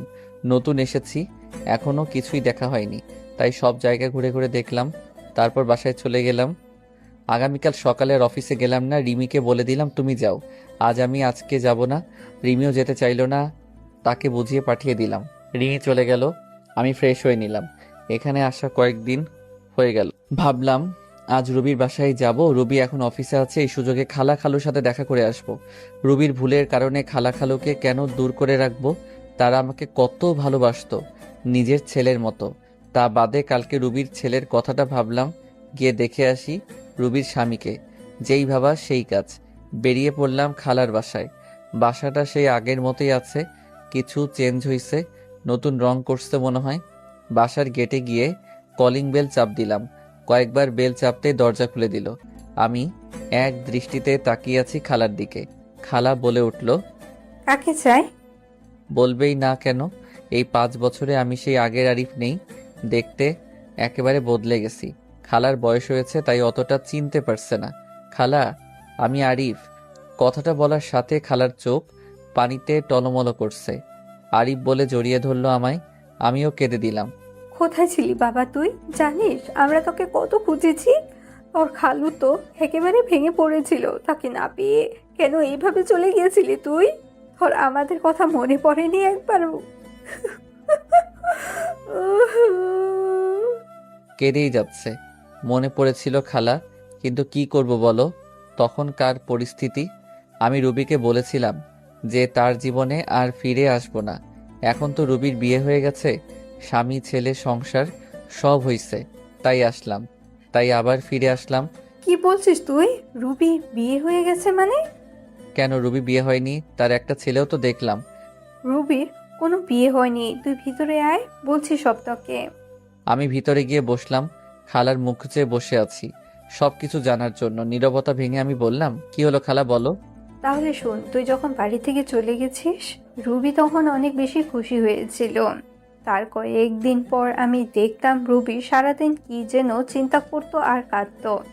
খাওয়া দাওয়া ছেড়ে দিয়েছিল। আমি যখন জিজ্ঞাসা করি তখন বলতে লাগলো, মা, আমি একটা বড় ভুল করে ফেলেছি মা। আমার জন্য আরিফ এই বাড়ি ছেড়ে চলে গিয়েছে। কি বলছিস? যা বলবি খুলে বল। তারপর রুবি সেই দিনের রাতের কথা বলল। সকালে তোর সাথে অনেক বাজে ব্যবহার করে তোকে চলে যেতে বলেছে। একদিন রুবির সাথে ওর ওই বান্ধবীর দেখা হয়। ওই বান্ধবী বলে দেয় যে রুবি যখন ড্রিঙ্কস করে সেন্সলেস ছিল তখন তার ভাই রুবির সাথে খারাপ ব্যবহার করে। তাই তার বান্ধবী রুবির কাছে ক্ষমা চেয়ে চলে যায়। রুবি এসব কথা শুনে মাথাটা ধরে যায় যে তোকে দোষারোপ করেছে। মেয়েটা অনেক ভেঙে পড়ে যায়। তাই ওকে আমি কিচ্ছু বলি নাই। তার কয়েক মাস পর রুবি একদিন মাথা ঘুরে পড়ে যায়। আমরা ডাক্তারের কাছে নিয়ে গিয়ে জানতে পারি রুবি মা হতে চলেছে। আর রুবি সাথে যে ছেলেটা দেখেছিস ওটা তোর আর রুবির ছেলে। কথাগুলো শোনার পর আমার চোখ দিয়ে আপনা আপনি পানি পড়তে লাগলো। তার মানে ও আমার ছেলে। আমার যে কি আনন্দ লাগছিল বলে বোঝাতে পারবো না। তাই রুবি আমায় আর রিমিকে একসাথে দেখে জ্বলতেছিল। আরে শোন বাবা, রুবিনা তোকে অনেক ভালোবাসে। তুই চলে যাওয়ার পর ও ওর ভুল বুঝতে পেরেছে, অনেক কেঁদেছে। তোর জন্য আজও অপেক্ষা করে বসে আছে মেয়েটা। তুই আর ওকে ফিরিয়ে দিস না রে বাবা। তাই বললে কি আর হয়? আমাকেও কম কষ্ট দিয়েছিল নাকি? তার প্রতিশোধ আমি না নিয়ে তাকে কাছে টেনে নিব না? খালা আমার একটা কথা রাখবে? কি কথা বল। আমি যে এখানে এসেছি তা যেন রুবি না জানতে পারে। আমি যে সব জানি।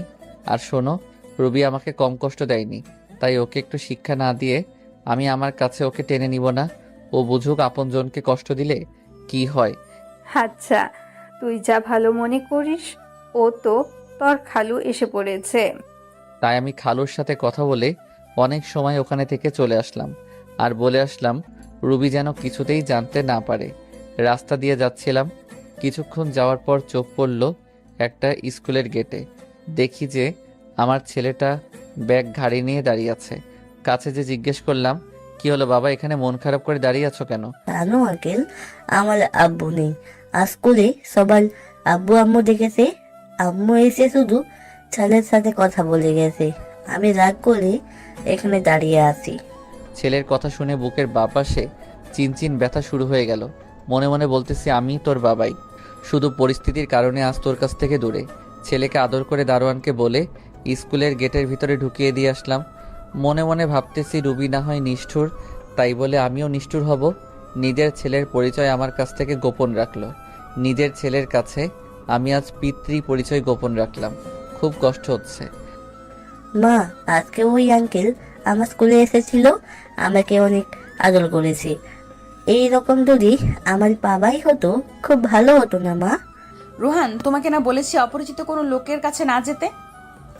আর কোন আঙ্কেল আমাকে একটু কালকে দেখিয়ে দিও তো। আচ্ছা ঠিক আছে মা।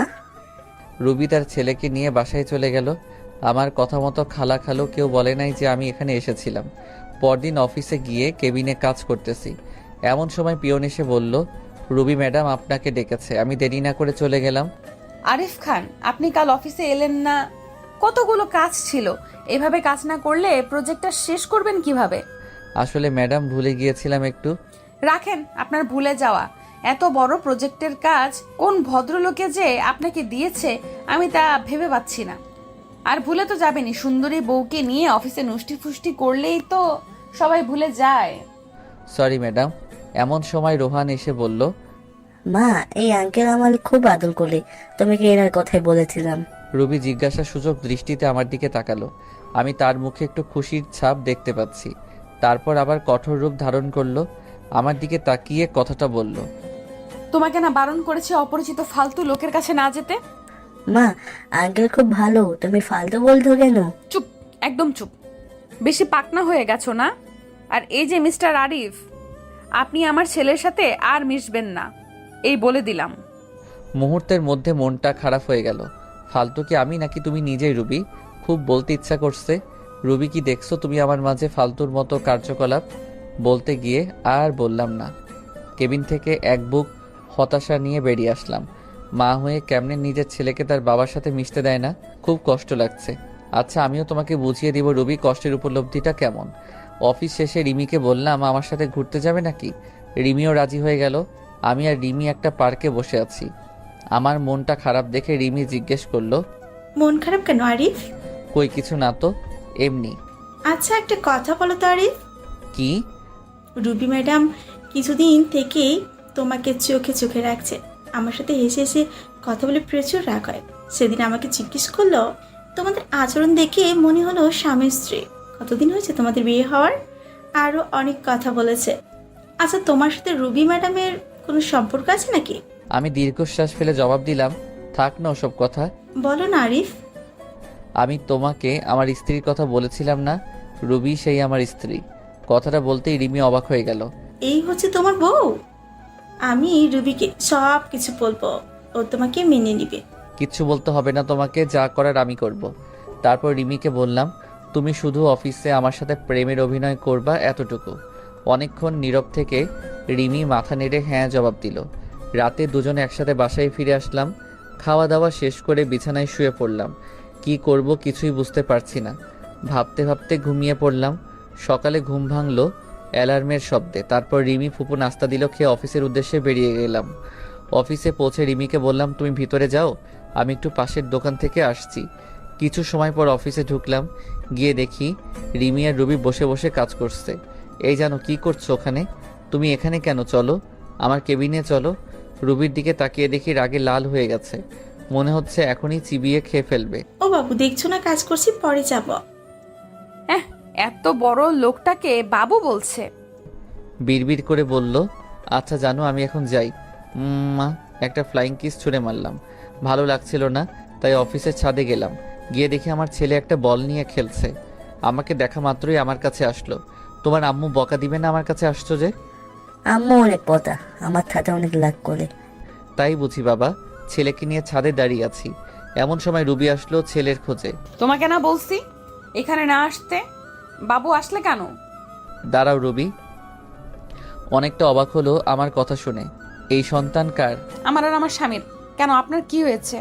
তা তোমার স্বামীটাকে জানতে পারি? আপনাকে না জানলেও চলবে। আপনি কে হন যে আপনাকে বলবো? এই কথা শুনে নিজের রাগ কন্ট্রোল করতে পারিনি। ঠাস ঠাস করে দুটো বসিয়ে দিলাম। রুবির চোখ দিয়ে পানি পড়তেছে, গাল দুটো ফুলে লাল হয়ে গেছে। এই সন্তানটা কার? সত্যি করে বলো রুবি, না হয় আমার চেয়ে কেউ খারাপ হবে না। তোমাকে বলে কি লাভ? আর কি বা হও তুমি আমার?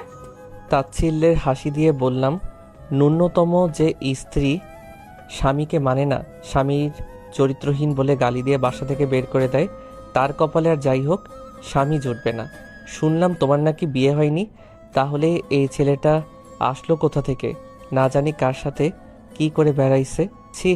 এ কথা বলার সাথে সাথে রুবি আমার কলার চেপে ধরলো আর বলতে লাগলো, মুখ সামলে কথা বলো আরিফ, আর একটাও বাজে কথা বললে খুন করে ফেলবো। আমি এক ঝটকায় নীলার হাত ছাড়িয়ে পিছন থেকে হাত দুটো মুচড়ে ধরে বললাম, সত্য কথা বললে তো গায়ে লাগবেই। আহ আহ আমার লাগছে, ছাড়ো প্লিজ। ছাড়ার জন্য তো ধরিনি। আগে বলো, আমার কথাটা সত্য নাকি মিথ্যা? রুবি চুপ করে আছে, তাহলে আমি ধরে নিব সব সত্য। তোমার যা ইচ্ছে মনে করতে পারো, প্লিজ আমার হাত ছাড়ো, লাগছে খুব। ওয়েট ওয়েট, এত অস্থির হচ্ছ কেন? সবে তো শুরু। আগে বলো, এই সন্তান কার? কি হলো বলো না কেন? আরে বলছো না কেন? কি হলো বলো। জোরে একটা ধমক দিয়ে বললাম। রুবি শুধু কেঁদেই চলেছে। আঙ্কেল আঙ্কেল, তুমি মাকে ছেড়ে দাও, মা অনেক করতে পারতে। ছেলের কথা শুনে আর ধরে রাখতে পারলাম না, ছেড়ে দিলাম। রুবি ছাড়া পেয়ে ছেলেকে জড়িয়ে ধরে কাঁদতে লাগলো। শক্ত করে জড়িয়ে ধরে আছে, মনে হচ্ছে আমি ছো মেরে তার ছেলেকে নিয়ে যাব। রুবি ছেলেকে জড়িয়ে ধরে শুধু কেঁদে চলছে। আমি আবারও জিজ্ঞেস করলাম, রুবি, এই সন্তানটা কার? কি হলো বলছো না কেন? ও বলবে বা কেন? নিশ্চয়ই কোনো আকাম কুকামের ফসল। রুবির চোখ দিয়ে শুধু পানি পড়ছে। আমি এই কথা বলে ওই স্থান ত্যাগ করলাম। অফিসে বসে নিজের কাজে মনোযোগ দিলাম। রুবি মনে মনে কথাগুলো বলতেছে। বলবো না আরিফ, আমি কিছুতেই আমার সন্তানের কথা তোমাকে বলবো না। এই সন্তান শুধুই তোমার। তোমাকে বললে আমার সন্তানকে তুমি নিয়ে যাবে। আমি মা হয়ে এটা কিছুতেই সহ্য করতে পারবো না। এই জীবনে আমার নিজের দোষে তোমার ভালোবাসা হারিয়ে আজ আমি নিঃস্ব। এই সন্তান এখন আমার একমাত্র সম্বল। আমি যে আমার ছেলেকে ছাড়া বাঁচবো না। মা মা, তুমি কি ভাবতো? ওই আঙ্কেলটা তোমাকে কেন বলেছে? বলো না মা, বলো না। এতটুকু বাচ্চাকে কি বলবে রুবি? নিজের করা ভুলগুলো। আর এই অবুঝ বাচ্চা কি বা বুঝবে? কিছু না বাবা, এমনি। এমনি তো কেউ মারে না মা। স্কুলে ছেলেরা পড়ে না দিতে পারলে খুব মারে। তুমি নিশ্চয়ই আঙ্কেলের কাছে পলা দিতে পারো নাই, তাই তোমাকে মেলেছে। ছোট বাচ্চার মনের পরিধি যতটুকু সে হিসেব করে বলছে কথাটা। রুবি কিছু না বলে ছেলেকে কোলে করে নিচে নেমে এলো। আমি অফিসের কাজ শেষ করে বাসায় ফিরে আসলাম। এইভাবে কেটে যায় 1টি মাস। এই 1 মাসে আমি রুবিকে যথেষ্ট কষ্ট দিয়েছি। এমন কোনো দিন নেই যে রুবিকে আমি কাঁদাইনি। রিমির সাথে প্রতিনিয়ত স্বামী স্ত্রীর অভিনয় করে গেছি। রুবি এতে খুব কষ্ট পেয়েছে, আর আমিও পেয়েছি রুবির কষ্টে কষ্ট পেয়ে। প্রজেক্টের কাজও শেষের কয়েকদিন পর অফিসে গেলাম, যে দেখি রুবি আজ আসেনি। অনেকটা অবাক হলাম। অফিস থেকে বাসায় এসে শুয়ে পড়লাম। পরদিন সকালে ভাবতেছি রুবি কেন অফিসে আসেনি। না, আজ আর আমার ছেলেকে আমার কাছে নিয়ে আসবই। ওকে ছাড়া আমার একা একা ভালো লাগে না। অফিসের কাজ করে সন্ধ্যার দিকে চলে গেলাম খালাদের বাসায়। বাসায় গিয়ে কলিং বেল বাজাতেই রোহান, মানে আমার ছেলে, দরজা খুলে দিল। আমাকে দেখে খুশিতে বলল, আঙ্কেল। এমন সময় রুবি রান্নাঘর থেকে বেরিয়ে আসলো। আমাকে দেখে অনেকটা অবাক হয়ে গেল। এখানে কেন এসেছো? আমার ছেলেকে নিয়ে যেতে এসেছি। তুমি যতই ওর কাছ থেকে আমার পরিচয় গোপন করো না কেন, লাভ নেই। কে তোমার ছেলে? খবরদার আমার ছেলেকে ছোবে না। এটা আমারই ছেলে রুবি। না না মানে, এক্ষুনি ডিএনএ টেস্ট করব। তোমার যাই ইচ্ছে করো, আমার ছেলেকে আমি কোথাও যেতে দিব না। এই বলে রোহানকে জড়িয়ে ধরল রুবি। আমি হ্যাঁচকে একটা টান দিয়ে রোহানকে নিয়ে আসলাম নিজের কাছে। ওকে কোলে করে নিয়ে যাইতেছি, এমন সময় রুবির চিৎকার, আমার ছেলেকে নিয়ে যেও না প্লিজ। আমার বুক খালি করো না, ফিরিয়ে দাও আমার বাবা সোনাকে। আমি কোনো কথায় কান্না দিয়ে দরজার সামনে ছেলেকে নিয়ে এগিয়ে যেতে লাগলাম। রুবি আমার পায়ে পড়ে গেল। তোমার দুটি পায়ে পড়ি, আমার ছেলেকে নিয়ে যেও না। আমি হাত দিয়ে ধাক্কা দিয়ে রুবিকে সরিয়ে রোহানকে নিয়ে বেরিয়ে আসলাম। আঙ্কেল, আমাকে কোথায় নিয়ে যাচ্ছ? আঙ্কেল না বলে আমাকে বাবা বলো। আমি তোমার বাবা। সত্যিই বাবা? হ্যাঁ, আমি তোমার বাবা। ছেলেকে নিয়ে নিজের বাসায় ফিরে আসলাম। বাসায় আসতেই রিমি জানতে চাইলো, সব বলে দিলাম। রাতে খাবার খেয়ে শুয়ে পড়লাম। বাবা বাবা। বলো।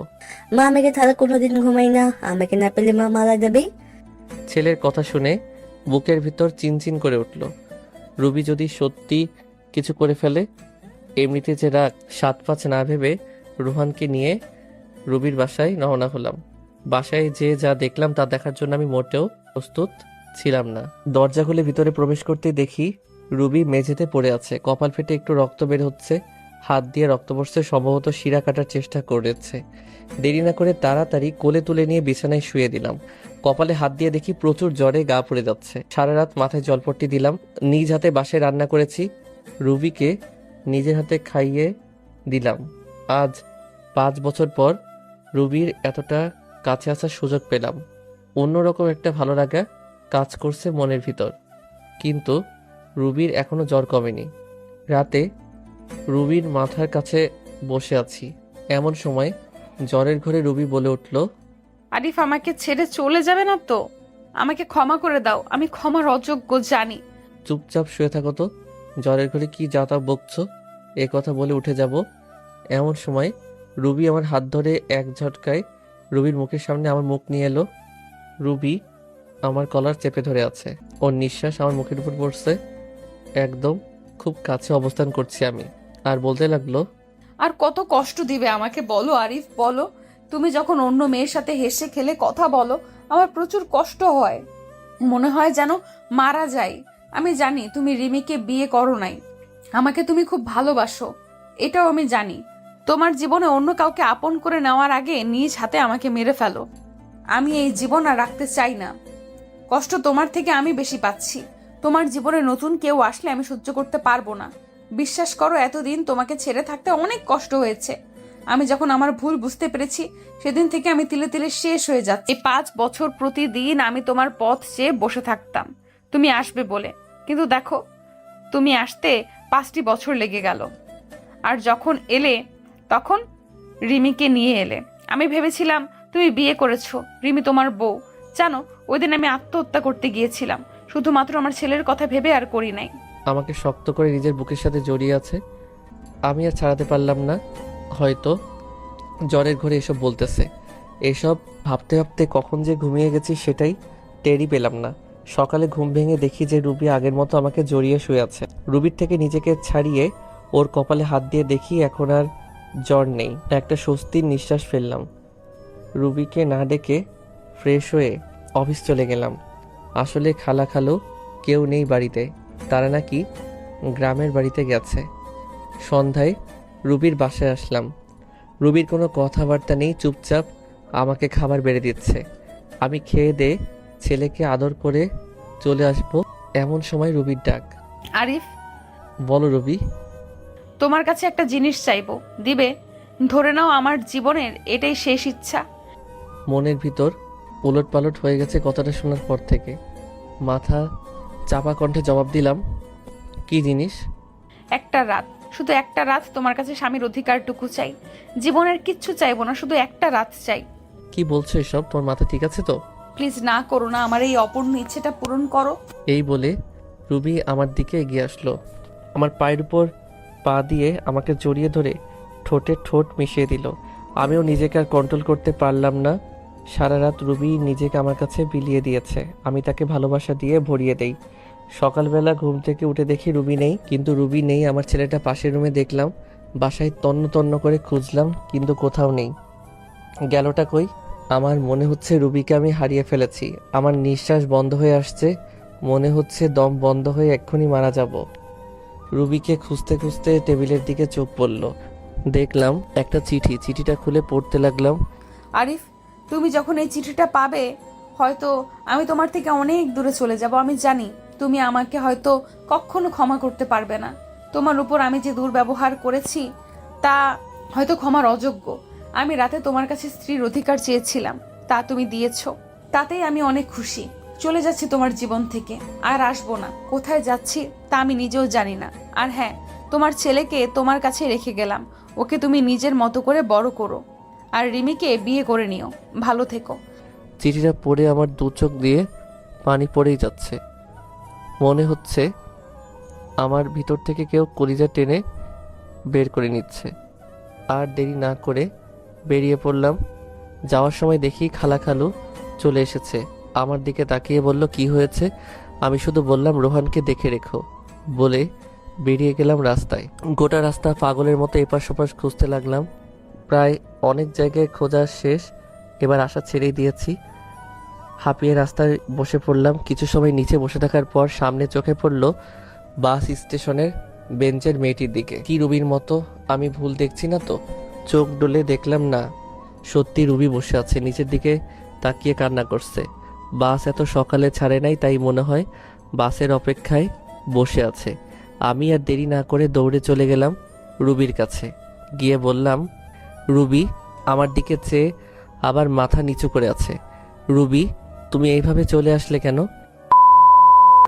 কি হলো, কথা কানে যাচ্ছে না? বলো। মাথাটা খারাপ হয়ে গেল। বেঞ্চের থেকে টেনে দাঁড় করিয়ে দিলাম এক থাপ্পড়। গালে হাত, আমার দিকে চলাচল চোখে তাকিয়ে কেঁদেই যাচ্ছে। আমার আর তার কান্না সহ্য হলো না, টান দিয়ে বুকের সাথে মিশিয়ে নিলাম। কি ভেবেছো নিজেকে? যখন তখন আমাকে কষ্ট না দিয়ে তোমার ভালো লাগে না, তাই না? জানো না আমি তোমাকে কতটা ভালোবাসি? আর কি বললে, আমি রিমিকে বিয়ে করে নিব, তাই না? যদি রিমিকে বিয়ে করতাম তাহলে 5 বছর আগেই করতাম। আমার হৃদয় শুধু তুমি আছো, যে জায়গা আমি কাউকে দিতে পারবো না। শুধুমাত্র সামান্য ভুল বোঝার কারণে আজ আমাদের এই পরিণতি, সম্পর্ক ভাঙনের পথে। কিন্তু রুবি, একবারের জন্যই কি আমাকে বিশ্বাস করতে পারোনি সেদিন, নাকি তোমার ব্যর্থতা? রুবি ফুপিয়ে ফুপিয়ে কাঁদছে। আমাকে ক্ষমা করে দাও আরিফ, তুমি ক্ষমা না করলে আল্লাহ আমার উপর নারাজ হবে। আমি নিজের স্বামীকে অনেক কষ্ট দিয়েছি। আমি চোখের জল মুছে দিয়ে বললাম, পাগলি, এতে ক্ষমা চাওয়ার কি আছে? তোমার আরিফ তোমার উপর কোনো রাগ করে নেই, তোমার উপর অসন্তুষ্ট হয়নি।